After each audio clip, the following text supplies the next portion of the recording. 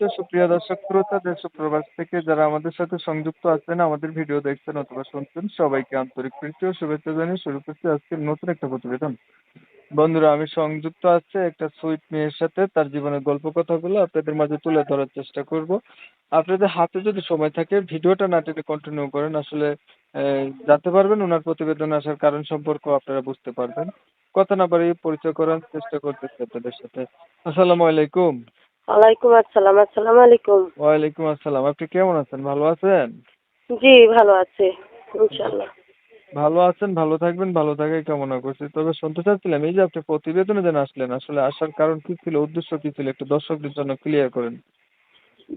আসছি প্রতিবেদনের মাঝে, অনেক কষ্টে আছি। আম্মুকে নিয়ে, একটা মেয়ে আছে, মেয়েটাকে নিয়ে এখানে বিয়ে হয়েছিল, স্বামী ডিভোর্স দিয়ে চলে গেছে। আম্মুটাকে নিয়ে আর বাচ্চাটাকে নিয়ে চলতে খুব কষ্ট হইতেছে। এই কারণে আসছিলাম প্রতিবেদনে যে একজন ভালো মনের মানুষ পাবো কিনা। মানে আপনার হচ্ছে বিয়ে হয়েছিল, আপনার হাজবেন্ডের সাথে ডিভোর্স হয়েছে, আপনার একটা মেয়ে জি, বাচ্চাও আছে, এখন এই জি, বাচ্চাটাকে নিয়ে আপনার চলতে ফিরতে অনেক সমস্যা। তো জি, আপনি ভাবলেন যে এভাবে না থেকে যদি একটা ভালো মনের মানুষ পাই, যে আমার বাচ্চা আছে দানার পরে যদি বিয়ে শাদী করে তাহলে মনে হয় ওইটাই ভালো হয়। এই উদ্দেশ্য করে আইছেন না? জি, জি। আচ্ছা, তো বর্তমানে আপনি থাকেন কার কাছে? আমার মার কাছে থাকি। আচ্ছা, আপনার বাবা নাই?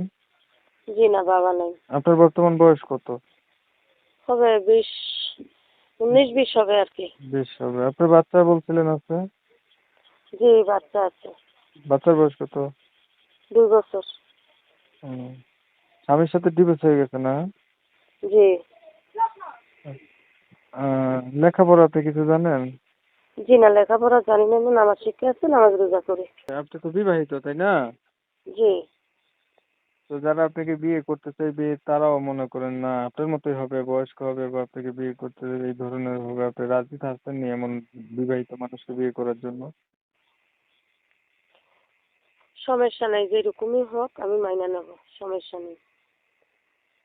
আচ্ছা, ছবি যেটা পাঠাইছেন এটা তো আপনার না? জি, জি। ছবিটা আমারই। ঠিক আছে, আপনার বিষয়টা আমি একটু ক্লিয়ার করছি। দর্শক শ্রোতা শুনছিলেন, এই যে আমি কথা বলছিলাম, এই মেয়েটা দেখতে চমৎকার সুন্দরী, তবে সমস্যা হচ্ছে তার বিয়ে হয়েছিল, আর হাজবেন্ডের সাথে ডিভোর্স হয়েছে, একটা বাচ্চা আছে। লেখাপড়া তেমন নাই, নাই গে, লেখাপড়া জানে না। এখন প্রতিবেদনে আছে চাচ্ছে তার অতীত জানার পরে কোনো একটা মানুষ তার পাশে থাকবে বা দায়িত্ব নেবে বাচ্চাটার। চেহারা ছবি ওনার ভালো আছে, আপনারা দেখতেই পাচ্ছেন। তো এমন যদি কেউ থাকেন, ওনার কথা শুনে ভালো লাগে, দয়া মায়া হয়, চাইলে ওনার সাথে কথা বলতে পারেন। আমি ওনার নাম এবং ঠিকানা নিতে পারিনি সময় নিয়ে। আপনাদের মূল্যবান সময়গুলো নষ্ট করে ধৈর্য ধরে ভিডিও দেখছেন, ধন্যবাদ সবাইকে। সবাই ভালো থাকবেন, সুস্থ থাকবেন, আল্লাহ হাফেজ।